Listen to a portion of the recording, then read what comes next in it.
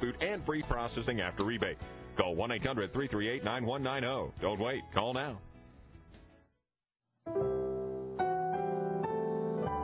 Mga ahas daw po, mga aso, mga unggoy. Yan daw po ang pagtingin ng mga Amerikano sa ating mga kababayan noong unang panahon. Pero bago po tayo maghimagsik, alamin pa rin po natin ang kasaysayan ng ating mga kababayan dito sa Amerika kasi magbabago naman po yan. At ngayon po, yan po ang pinag-uusapan natin sa Kababayan LA. Kasama pa rin po natin, nakilala niyo po sila kanina, Prosy de la Cruz at Carol Ojeda Kimbrough. At sila po ang magpapaliwanag ngayon ng iba't iba pang pangyayari sa kasaysayan ng Filipino-American history. And Carol, I'd like to start with you. Kanina pinag-usapan natin, because of the Philippine-American War, dahil ayaw magpasakop ng mga Pinoy sa Amerikano, naging kalaban tayo.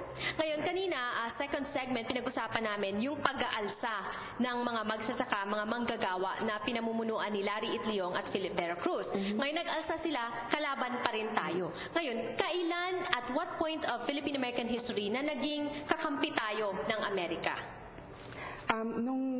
In fact, 1917, World War I, nang na-involve tayo sa World War I, nagkaroon ng draft. In Long Beach, 1917, ang kauna-unahang taong nag-sign for the draft. He woke up at 3 in the morning. He went to the draft area. Nag-antay siya hanggang sa magbukas yun. Pagbukas siya ang number 1 in line. Siya ang unang nag-sign Filipino. Wow. Pangalan niya Isidro Canlas. Okay. And today the city of Long Beach is looking for his yung mga descendants niya because they consider Isidro as one of the pioneer families of Long Beach. Meron ba tayong mga impormasyon kung bakit kaya naisipan ni Isidro na pumirma sa draft at lumaban para sa Amerika? Because ang mga Pilipino, we were educated by the American school system to love democracy. So Filipinos, up to now, they adhere to that. They believe in democracy, so they sign up and join the U.S. military to defend our country here, the U.S., or in the Philippines, or internationally, to make it safe for democracy. World War II, over 250,000 Filipinos signed up. Alright. Marami po tayo ngayon nakikilalang mga kababayan natin na kailangan nating ipagmalaki mga modelo at heroes po ng Philippine-American history. And Prosy, you have one more to introduce to us. Yeah, gusto ko lang ikwento sana si Carlos Bulosan, Kasi si Carlos Bulosan, high school lang siya nung pumunta siya dito sa Amerika. In fact, he started working as a dishwasher, Naghuhugas lang ng mga plato. But he had the power of imagination and he used his creativity. And guess what? He was frequenting a lot of libraries. In fact, doon sa bahay niya sa Binalonan, Pangasinan, nandoon yung mga libro ni John Steinbeck, nandoon yung mga libro ni Marcel Proust, And now he really published books like The New Tide, The Laughter of My Father, and the famous book America is in the Heart. Okay? So gusto ko lang sana, Janelle, ibasahin itong sinabi niya bago siya namatay. We who came to the United States as immigrants are Americans too. We are Americans, all who have toiled for this land, who made it rich and free.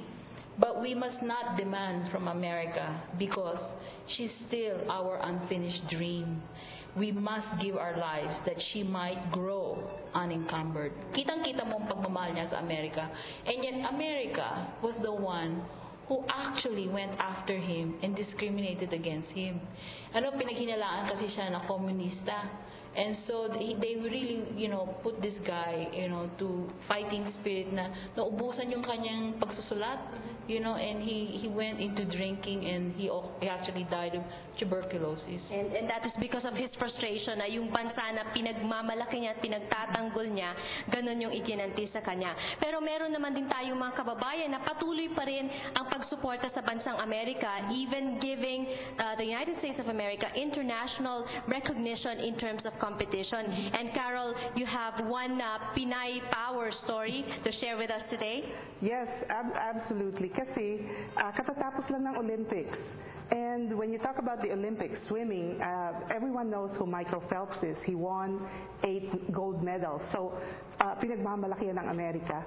Pero marami sa ating di nakakaalam na in 1948 sa London, may isang babae who broke the record and made history by winning 2 gold medals for the United States in 2 separate diving divisions, platform at saka springboard. And this woman, her name is Victoria Manalo Draves. Manalo, Filipino yan. Her father was a Filipino musician who immigrated to the U.S. Her mother was an English immigrant. Because she was Filipino, pinagbawalan siya, hindi siya pinayagang mag-practice sa mga swimming pool sa Fremont and all sa San Francisco. She was born in San Francisco. Pero she persisted. And because of that, nanalo siya, gold medal. But up to now, today, hindi pa rin siya nire-recognize ng kanyang hometown. They made a park, pero the Bay Area Sports Hall of Fame refused to recognize her contributions. Looking forward, ano naman ang nakalaan para sa ating mga kababayan dito sa Amerika? That will be when we return. Don't go away.